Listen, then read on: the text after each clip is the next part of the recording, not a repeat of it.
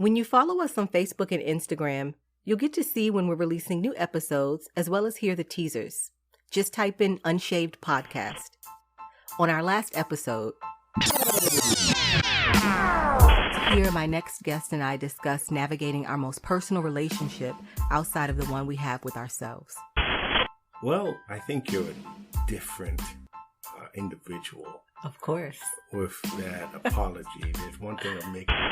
And I'm more so disappointed with myself and maybe my response to something. And I think about how I could have done it better. So when I come to you, I don't just be like, oh yeah, I'm sorry. Okay, this is the last time. I'm like, nah, it's probably not. Right.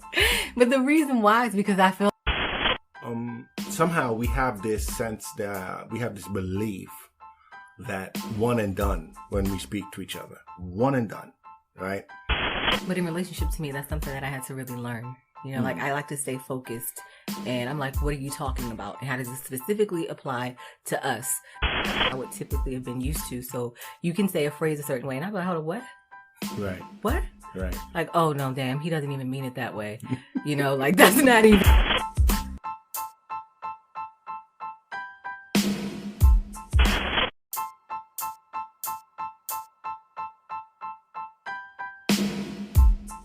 Hey, welcome to Unshaved. I'm Takesha, and this podcast came to be simply because I wanted to archive conversations between me and my mother. And because we talked about pursuing a creative project together for a long time now, I just figured starting a podcast would kind of fit the bill for both. Our lives and relationship have had many twists, turns, highs, and lows, and the way we've gotten through them always started with raw conversations. We're consistently pursuing a deeper understanding of not only each other and our relationship, but also of ourselves. If the topics and conversations explored in this space help you to navigate your journey in any way, then that's even better. So whether it's just myself or if I'm joined by my mom or other guests, you can expect content that is explorative, honest, and maybe even just a little bit outside the lines. Welcome to Unshaved. Thank you to those of you who are returning listeners, as well as to those of you tuning in for the first time. In this next part of my conversation with my husband, we go into the necessity or benefit of taking more time in our efforts to communicate and understand each other. It's actually organically demonstrated a bit when he's explaining something that I didn't quite get or maybe just didn't listen enough and exercise enough patience to give him time to fully explain. Hey, I'm still growing, and hearing how I listen and respond on replay, especially in relation to my spouse, has been nothing short of enlightening. We may have actually found another tool for building on our current level of communication. The more avenues we have that lead to successful communication and understanding allows for easier navigation when we get off route.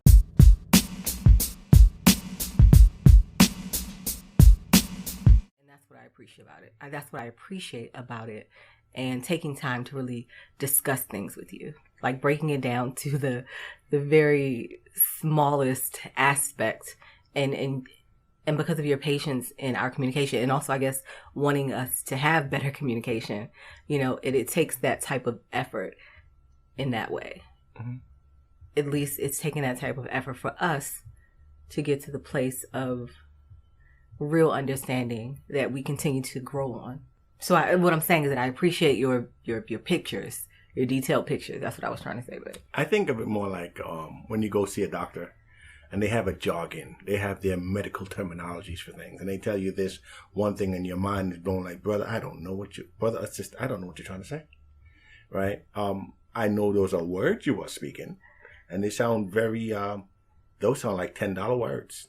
Okay? Do you know what this makes me think of? I'm sorry. It just made me think of that doctor's appointment that I had at the end of last year. And he was explaining something to me. And I was like, I was all for it. I was like, yep. Then I heard the word surgery. And I had on a mask. So I didn't even think he really saw my expression. But I was like, In my mind, I was like, this is shut down. Mm-hmm. You know what I mean? And then when I spoke to the doctor. No. That's not how it happened. Yeah. So that was shut down for me. It was just like, nah, I'm good on this. Mm-hmm. I'm not in that much pain. Mm-hmm. And so I came home to you and you wanted to know how things went. Mm-hmm. And I was explaining it to you. And I was like, yeah, he was talking about the surgery, this and the other. And I was like, I don't think it's that serious. And you were like, well, I would like to explore what he's talking about a little bit more, not to push your decision one way or the other, but to make sure there's a full understanding. And I was like, okay, I mean, he gave me his cell phone number. I'll call him.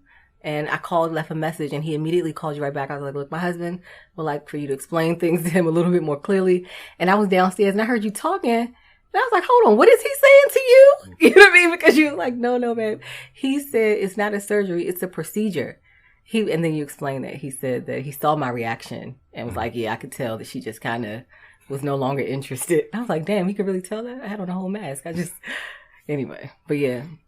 Right. So it's like when you hear these terminologies that, okay, you want to say it makes sense, but in the fullness of it, you don't have a good, you haven't received it, right? But sometimes they break it down. Sometimes they like to either show you graphs or pictures or images, or sometimes they make it like, they simplify it. And so that's what I think life is.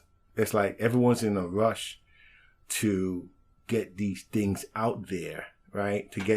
To communicate, to relate, to want to be relatable, to not feel a certain way, not feel this way or that way, and make someone feel this way or that way. And it's like, take some time, and instead of just trying to Did you just not say that you try to make somebody feel a way when you were talking? When you try to explain something? No. What I'm saying is that everyone wants to be quick about it, right? And what I'm saying is that take your time, tell a fullness about it, right? Because I think what you'll find out is that a lot of us we appreciate that. We appreciate it because if someone fully understands what you mean, right, and can relate to what you are saying, if you just take another 10 seconds and just go with your feelings instead of just trying to be so quick with the words, right? I don't understand. Okay, I said it because this is something I had learned from my elders. Mm-hmm. It's like, say what you mean what you say, right? And I realized that I'm that one to just be like I want it to be A, B, C, D, E, F, G, right? But I realized that I'm like A. But before you get to B, after the A is A. Yes, you do this a lot. Yes. And so, and that's how it is. That's how it is with me. And I like to relate and understand and overstand. I like to communicate, right? In the sense that people are more alike than they think they are. And you and I are part of the same setup, right? We just might be looking at different angles. And I think that also with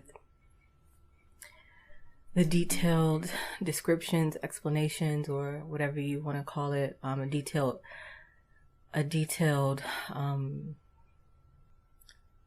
picture of what you're feeling, especially in a relationship where you can be completely vulnerable in,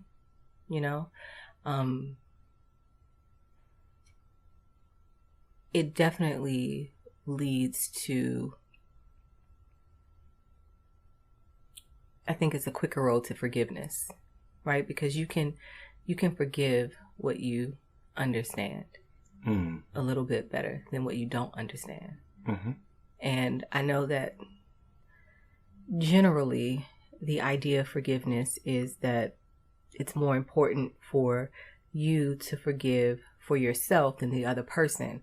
But when you're in a relationship with one another and you have to work out these kinks, this is key for each person in the relationship to move forward in a healthy way, right? Mm-hmm. Because we've done that before where we thought we were past something. And then years later, it's like, oh, do you remember what happened that first month we were married? I was like, well, goddamn, I thought we passed that. Okay. You don't get it? No, I know it happens. So that's what I'm saying. Like, and that was the beginning of it. Like, before we had to put in all this work, we didn't know what it was going to look like. It's one thing people can say that a relationship is work, but I mean, that just sounds like something to say, you know, until you get into it and you realize that, the gel that keeps you together, essentially will be your friendship, not, physical intimacy and date nights and things like that. Like, it's your level to really relate to one another. Know that that is your friend in front of you above all things, right? And that it is important to get through this. It's important to understand where they are, not tolerate where they are, but really understand it and to get that reciprocated back to you. Yeah. Yeah.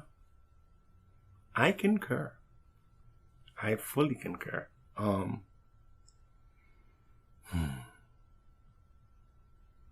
Yeah, believing and knowing about that friendship, valuing it, right? And realizing that, because sometimes I think you have to do a self-diagnostic, a self-checkup, right? Where you have to realize that, am I being a true friend? Am I being a true friend? Yeah, because I say I'm a friend, right? Am I taking it for granted? Yeah, because or do I have, know, you know. Or is it like this higher expectation because that's my husband, or, you know, that's my wife, she should know better, or he should know better, or whatever the case may be. Right. Like, but on a friend level, it's just like, we're human first.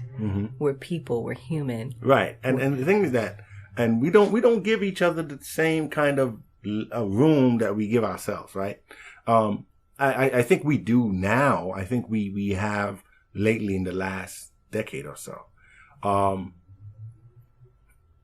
it has migrated to that decade too. It has elevated. Giving us room. Giving each other room. Because I'm sure there's times when, well, for me, I've had times when I've been like, why did I do that? Why did I say that? Right? And it's just like, man, shoot. But it's within ourselves. It's not for the public to see, to say, see? Right? So a lot of times it's just kept within. But then when it comes to other people, it's like, you know what you said. You know what you did. You meant it. And it's just like, hold up. You can say that you didn't mean to say something, and it was taken, it was received the way that you did not intend it, right? So there's a different dynamic. It's like you could say something you didn't mean to say, or what you said could have been misunderstood and received another way. People right? misspeak all the time. Yeah, right. Absolutely. And then, but when someone says something to you like, oh, no, you meant that. You meant that, right? And it's like the same way that you can give yourself that room. I see what you mean. Absolutely. Like put that in the other person's place. Exactly. Right? Like, yeah. Exactly. And what I have learned is not to try and solicit forgiveness. Right? Meaning that. No. I get what you're saying. You come to it in your own time. Right. You allow them to come. But the thing is that I don't think that's given to everyone. I don't think that's something you should be giving to everyone. You should give to everyone. Right? It's a great trick to have, but it shouldn't be exposed to everyone. It shouldn't be offered to everyone in the sense that you have to really work on discernment of that, because the easiest thing to do is to be overlooked. Yeah, but we're just talking about the way we interact in our personal relationships. Right, exactly. Yeah, exactly. I mean, I completely get that.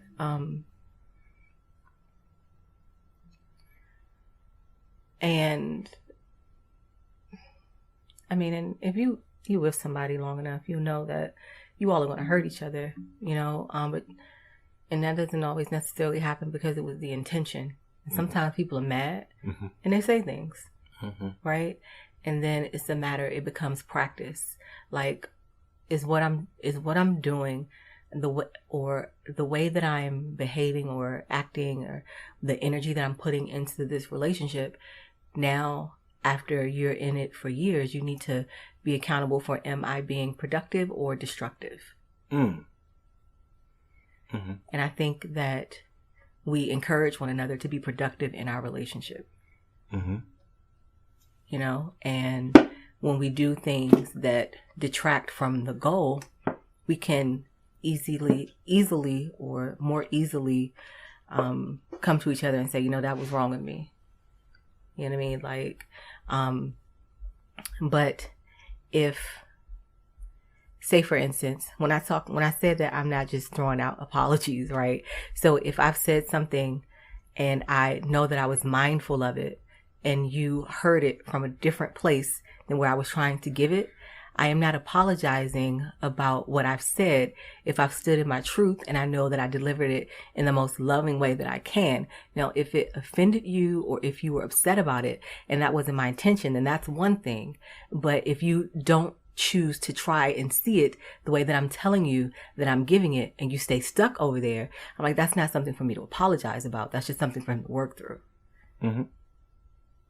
And, you know, what I realized is that if you've come from a society where they throw rocks at each other when they're upset, right? Or when they have disagreements, then you go to the next society where they throw spears at each other, right? When you want what's best for each other, and you know that throwing rocks hurt, and getting hit with a spear hurts, it's like, what do we have in common? We throw things, and it can result in pain. So let's avoid that. Let's avoid the spear and the rock. So let's eliminate the pain or the end results that could bring pain. So I'm not going to throw a rock. Or how about eliminating the idea that what that other person does is intended with pain. Right. So it's like, let me look at this another way. Exactly. That's where I'm going. Yeah. Oh, okay. I was like, babe, I didn't throw spears. I just wanted to be clear. Like, the analogy was confusing me. But go on.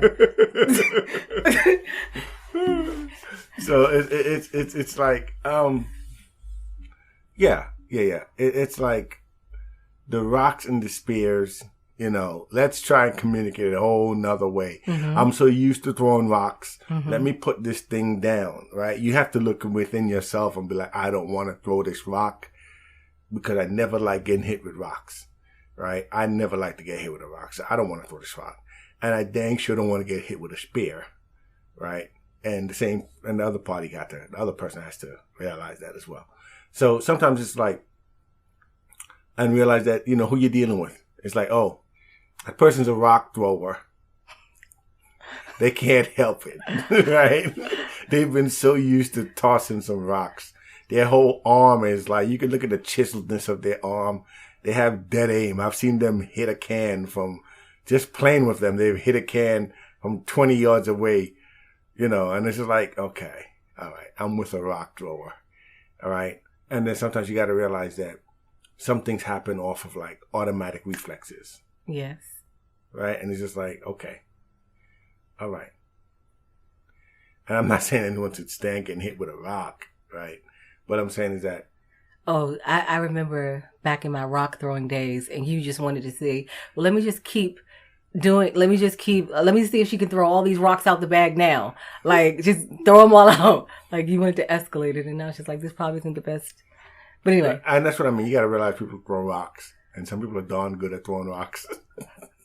So no matter how good you think you are at ducking and dodging and, you know, and you have all these skills and these great defenses. No, it's just like, why go through all that? Why escalate it? Why not try to understand what the heck is causing these rock throwing, and just give it time to work itself out, right? And it's just like, you know what? Okay, so you know what? You're an automatic rock thrower. So I tell you what. How about we refocus that aim?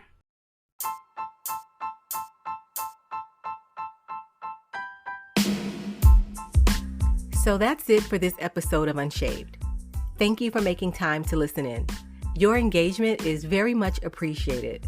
So let me know that you're rocking with the show by sharing this podcast information with others, dropping a comment, clicking the star or like buttons, downloading, subscribing, applauding, or whatever it is that your platform allows you to do.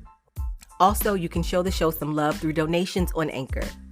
Remember that when you follow us on Facebook and Instagram, you will get to see when we're releasing new episodes and hear the teasers for the upcoming show as well. Just type in Unshaved Podcast. It's my pleasure to share this space with you all. Until the next time, let's continue to live with love and light.